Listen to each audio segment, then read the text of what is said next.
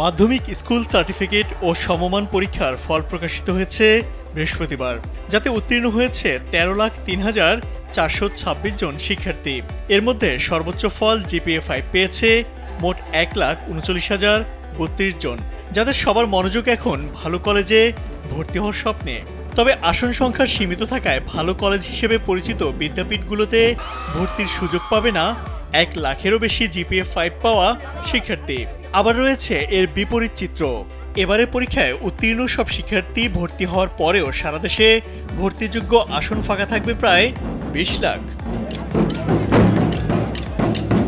জানতে চাইলে আন্তঃশিক্ষা বোর্ডের সমন্বয়ক ও ঢাকা শিক্ষা বোর্ডের চেয়ারম্যান অধ্যাপক ডক্টর খন্দকার এহসানুল কবির বলেন, চলতি বছর ভর্তি নীতিমালায় বেশ কিছু পরিবর্তন আসতে পারে।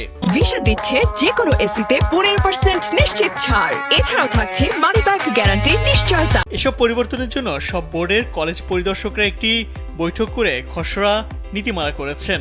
এখন তা শিক্ষা মন্ত্রণালয়ের অনুমোদনের জন্য নেওয়া হবে। কোটা প্রসঙ্গে তিনি জানান, সবকিছু ঠিক হবে মন্ত্রণালয়ের বৈঠকে। এদিকে ভর্তি প্রক্রিয়ার খুঁটিনাটি সব দিক চূড়ান্তে যখন ব্যস্ত বোর্ড কর্মকর্তারা, তখন উত্তীর্ণ শিক্ষার্থীদের সব মনোযোগ কেন্দ্রীভূত হলো ভালো কলেজে ভর্তি হওয়ার বিষয়ে। কিন্তু বাস্তবতা দিচ্ছে ভিন্ন তথ্য। শিক্ষা বোর্ড এবং বাংলাদেশ শিক্ষা তথ্য ও পরিসংখ্যান ব্যুরোর তথ্য বলছে, সারা দেশে 9,181টি কলেজ ও মাদ্রাসায় একাদশ শ্রেণীতে পাঠদানের অনুমতি রয়েছে। আর এসব প্রতিষ্ঠানে ভর্তিযোগ্য আসন রয়েছে সব মিলিয়ে প্রায় 33 লাখ। এর বিপরীতে এবার পাশ করেছে 13 লাখের কিছু বেশি। অর্থাৎ উত্তীর্ণ সব শিক্ষার্থীও যদি ভর্তি হয়, তারপরও আসন শূন্য থাকবে প্রায় 20 লাখ। চলতি বছর সব বোর্ড মিলিয়ে সর্বোচ্চ গ্রেড জিপিএ 5 পেয়েছে মোট 1,39,032 জন শিক্ষার্থী।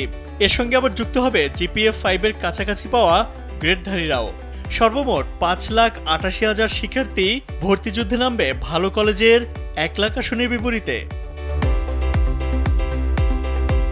শিক্ষা বোর্ডের তথ্য বলছে, সারা দেশে ভালো বা মোটামুটি ভালো মানের কলেজ আছে 240 থেকে 250টি।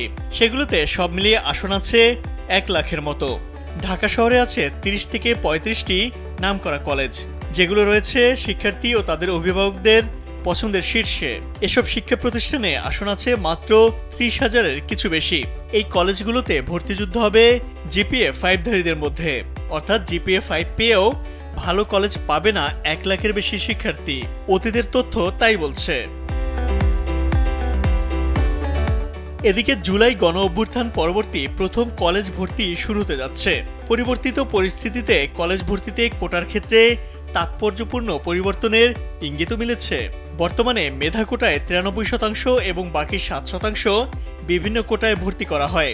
এর মধ্যে 5% মুক্তিযোদ্ধার সন্তান, 2% শিক্ষা মন্ত্রণালয় এবং এর অধীন 28টি দপ্তরের জন্য রাখা হয়। চলতি বছর পুরো কোটা বাতিল করার পক্ষে মতামত দেবে শিক্ষা বোর্ড, তবে চূড়ান্ত অনুমোদন দেবে মন্ত্রণালয়। শিক্ষা মন্ত্রণালয় সূত্রে জানা গেছে, চলতি বছর থেকে বিদ্যমান মুক্তিযোদ্ধা কোটা সংশোধন এবং জুলাই অভ্যুত্থানে নিহত আহত পরিবারের সন্তান ও ভাই বোনদের জন্য নতুন একটি কোটা যুক্ত করার বিষয়ে নীতিগত সিদ্ধান্ত নেওয়া হতে পারে।